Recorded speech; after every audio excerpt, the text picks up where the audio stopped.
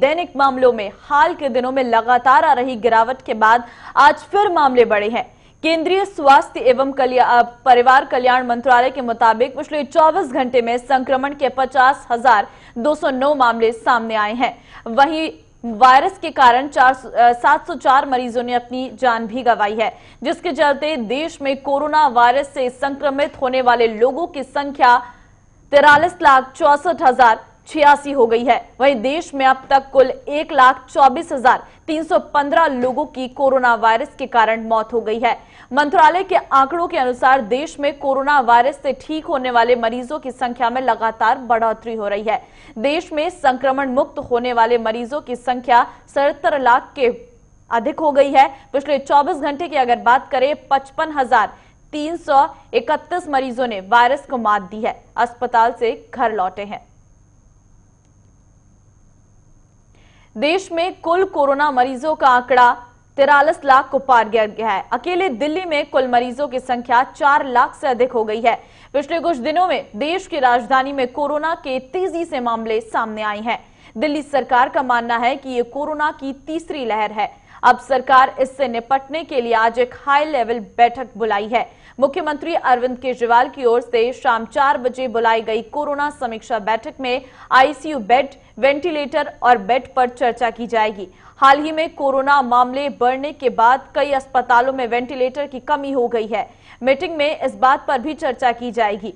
आपको बता दें कि मुख्यमंत्री अरविंद केजरीवाल ने कोरोना मामलों पर चिंता जताते हुए कहा था कि अस्पतालों में बेड की कोई कमी ना हो, इसके लिए भी लगातार तैयारी की जा रही है। सीएम केजरीवाल ने प्राइवेट अस्पतालों में आईसीयू बेड के लिए सुप्रीम कोर्ट जाने की बात कही है।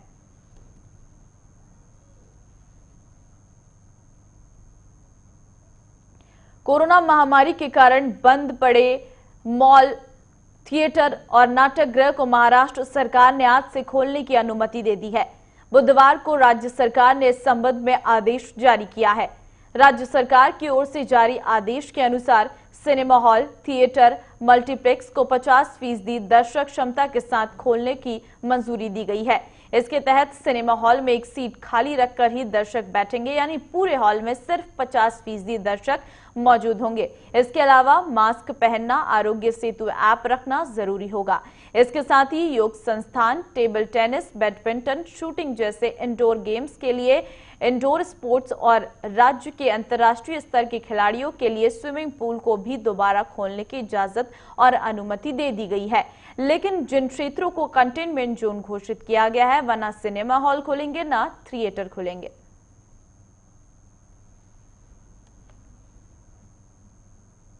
दिल्ली एनसीआर में प्रदूषण की घनी चादर छा गई है।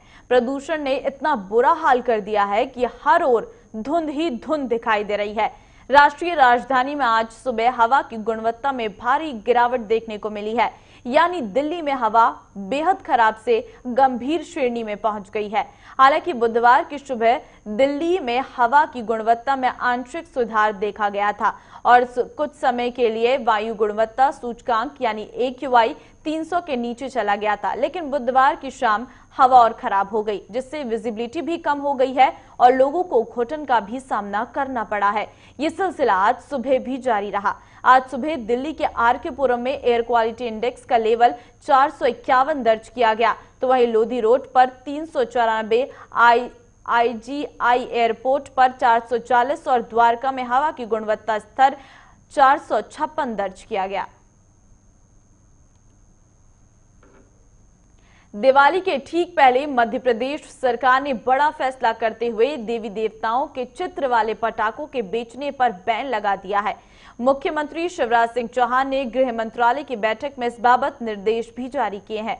बैठक में फैसला किया गया है कि मध्य प्रदेश में विदेशी पटाखों की बिक्री पर बैन रहेगा। पटाखे बेचने पर 2 साल की सजा का प्रावधान भी रहेगा।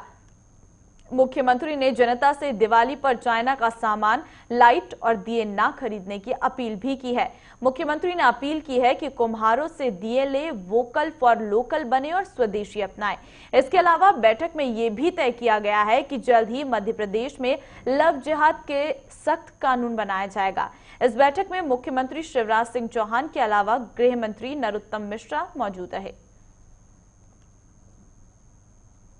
रक्षा अनुसंधान एवं विकास संगठन डीआरडीओ की ओर से ओडिशा तट से पिनाका रॉकेट प्रणाली के नए संस्करण का सफलतापूर्वक परीक्षण किया गया। इस दौरान डीआरडीओ ने कहा कि लगातार 6 रॉकेट छोड़े गए और परीक्षण के दौरान लक्ष्य पूरा करने में सफलता मिली। वहीं परीक्षण के बाद डीआरडीओ ने बताया कि पिनाका रॉकेट सिस्टम के एडवांस संस्करण मौजूदा पिनाका MKI का संस्थान लेगा और इसका वर्तमान में उत्पादन किया जा रहा है। वहीं अधिकारियों का कहना है कि ये रॉकेट अत्याधुनिक दिशा सूचक प्रणाली से लैस है, जिसके कारण ये सटीकता से लक्ष्य की पहचान कर उस पर निशाना साधने में सफलता हासिल करता है।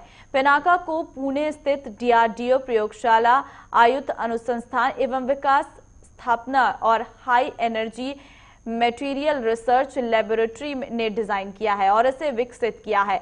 इस रॉकेट की रेंज करीब 37 किलोमीटर है।